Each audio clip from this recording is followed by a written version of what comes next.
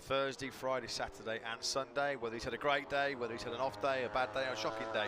Cal Crutchlow always turns up to speak to the media, and for those journalists that have gone to see him on a repeated basis, whether he's top of a practice session or whether he's 21st, Cal Crutchlow rewarding with a special replica helmet, a Cal Crutchlow replica helmet worth a few bob as well. I saw a few journalists, very, very grateful and very happy to receive that gift from Cal Crutchlow.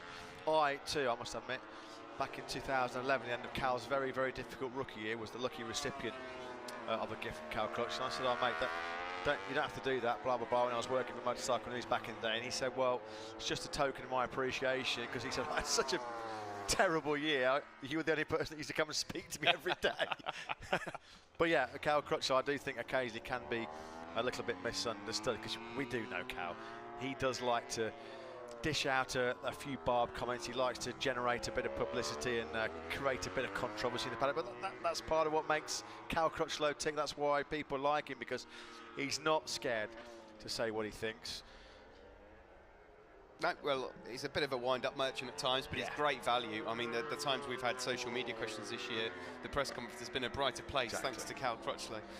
Exactly. Right, well, with an hour and 6 minutes to go, Valentino Rossi starting to close in. This is the new aero package, Matt, so that's looking a bit better. Still not into the 130s yet, but...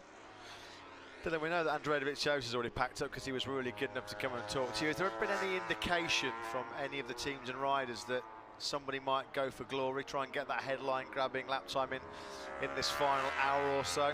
At the moment, we're not seeing anyone go out on that softer option rear. I remember last year, actually, quite a few people were reluctant to do so because it kind of interrupted their testing cycle, so to speak. I will keep an eye out now, but as we know, Michelin just telling us that there are some riders still testing their new soft option tyre, which we know has more grip and more drop-off, as Piero Taramasso said.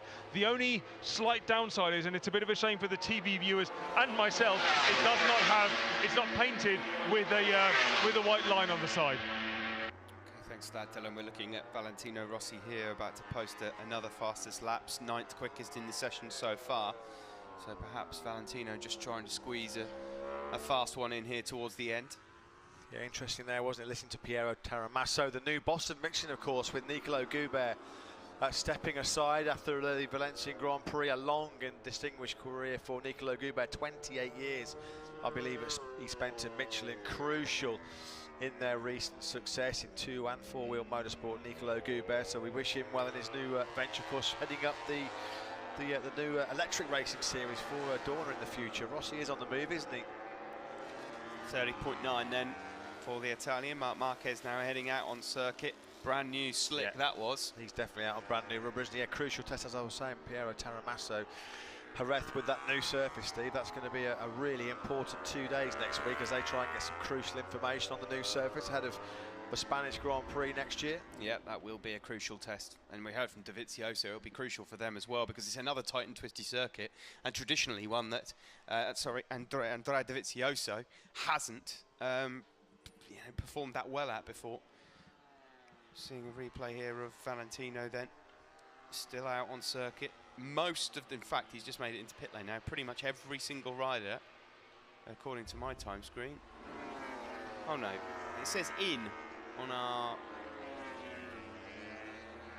time screen. I think there might be a bit of an error there with our time screens here in the commentary box at the moment, because as you can quite clearly see on your screens, Valentino Rossi still circulating.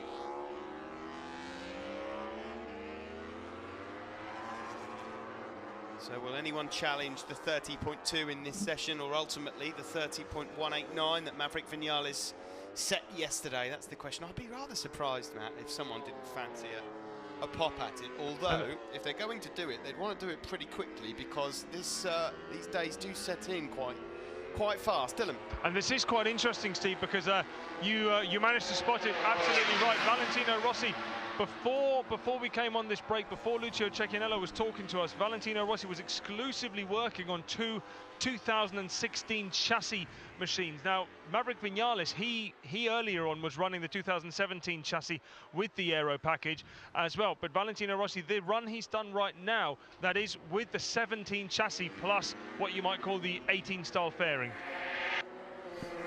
They can't say that they're going to be leaving this Valencia test, Yamaha engineers, armed with a wealth of data and information, because they've had Johan Zarco, Valentino Rossi and Maverick Vinales out on all kinds of different combinations. It's been actually hard to keep track on exactly what they're running.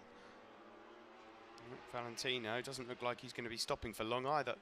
Looks like it's a bit of a qualifying mode set up here, isn't it, for Rossi?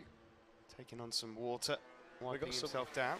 Any shiny new fresh rubber going into the rear of that Yamaha, Dylan? Yes, there is some shiny new rubber going in there, and I must confess I made a mistake, as the replay that I saw I don't think was from this particular run out, because I have to correct myself, I apologise. He is on the 2016 chassis with the aero package on.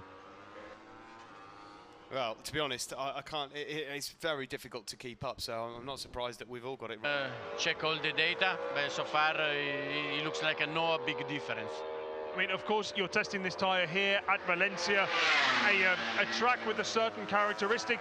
Will you be taking those tyres to the private test in Jerez next week? Yeah, maybe if at the end of tonight, the results looks good. Yeah, we can do something for the Jerez test. Check there. We needed to find if it's good in different place to validate it. But Jerez, the main objective is to check the new asphalt. They make the new asphalt, so we want to see if the wear level, if the grip level is much more compared to before. Finally, Piero, from all the things which you're learning at this test, are we going to see lots of new tyres brought to the Sepang test, or this year are you trying to keep more of a consistent level?